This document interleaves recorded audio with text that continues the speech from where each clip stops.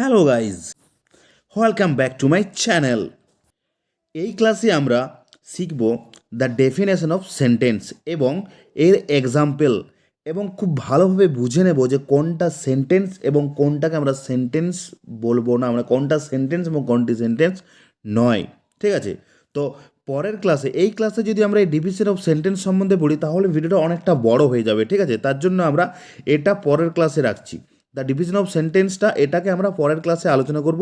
এই ক্লাসে আলোচনা করব আমরা দ্য ডেফিনেশন অফ সেন্টেন্স এবং এক্সাম্পল, এবং খুব ভালোভাবে আমরা বুঝে নেব যে কোনটাকে আমরা সেন্টেন্স বলবো এবং কোনটাকে আমরা সেন্টেন্স বলবো না। ঠিক আছে, তো চলো শুরু করা যাক।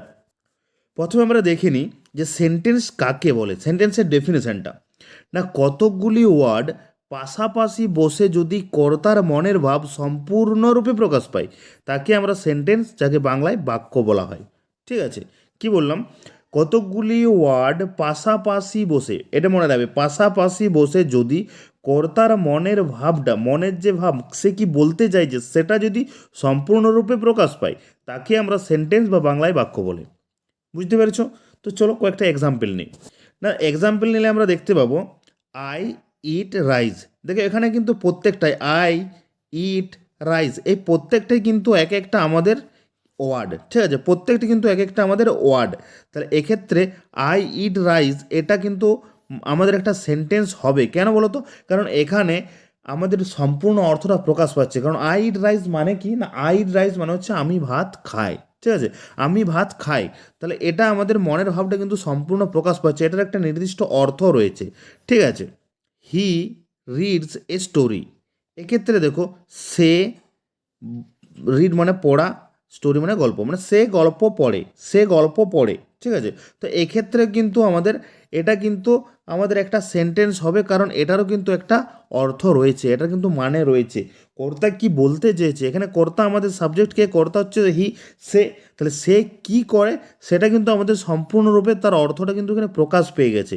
ঠিক আছে, সে বই পড়ে, তাহলে এটা কিন্তু আমাদের একটা সেন্টেন্স। আবার দেখো সি ড্রজ এ পিকচার, এক্ষেত্রেও কিন্তু আমাদের সাবজেক্ট কর্তা হচ্ছে আমাদের এখানে সি মানে সে, তাহলে কি করে না, ড্র মানে আঁকা আর পিকচার মানে ছবি, তাহলে সে ছবি আঁকে। ঠিক আছে, তো এক্ষেত্রেও কিন্তু আমাদের অর্থটা প্রকাশ পাচ্ছে, তার জন্য এটাও কিন্তু আমাদের সেন্টেন্স। এবারে দেখো আমরা কোনগুলোকে সেন্টেন্স বলবো না।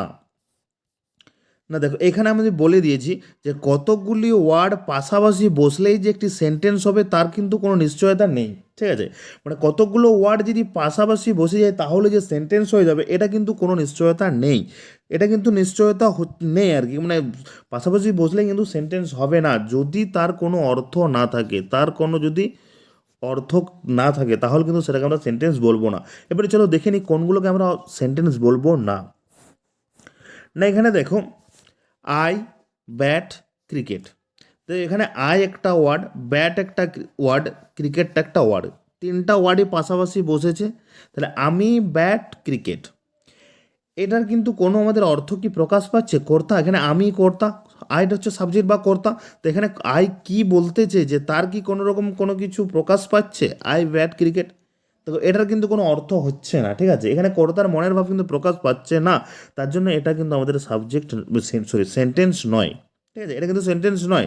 পরেরটা দেখো হি স্কুল বুক, এখানে হি একটা ওয়ার্ড, স্কুল একটা ওয়ার্ড, বুক একটা ওয়ার্ড, এখানে তিনটেই কিন্তু ওয়ার্ড এবং তিনটাই কিন্তু পাশাপাশি বসে আছে। ঠিক আছে, কিন্তু এক্ষেত্রে কিন্তু আমাদের সাবজেক্ট হিয়ের কিন্তু কোনো রকমের কোনো অর্থ কিন্তু এখানে প্রকাশ পাচ্ছে না। ঠিক আছে, এখানে কিন্তু আমাদের এই সেন্টেন্সটার মধ্যে কিন্তু মানে এই যে আমাদের গ্রুপ অফ ওয়ার্ডস রয়েছে এখানে কিন্তু কোনো অর্থ প্রকাশ পাচ্ছে না, সাবজেক্টের কিন্তু বা কর্তার কোনো মনের ভাবই প্রকাশ পাচ্ছে না, তার জন্য কিন্তু এটা আমাদের সেন্টেন্স নয়। তাহলে এটাও নয়, এটাও নয়। তারপর দেখো নেক্সট, দে ওয়েল ফিশ, দে মানে তারা, ওয়েল মানে তেল, ফিশ মানে মাছ। দেখো তিনটাই ওয়ার্ড পাশাপাশি বসে আছে, তাহলে কিন্তু এটার কি অর্থ প্রকাশ পাচ্ছে না পাচ্ছে না, এটা সেন্টেন্স বটে কি না?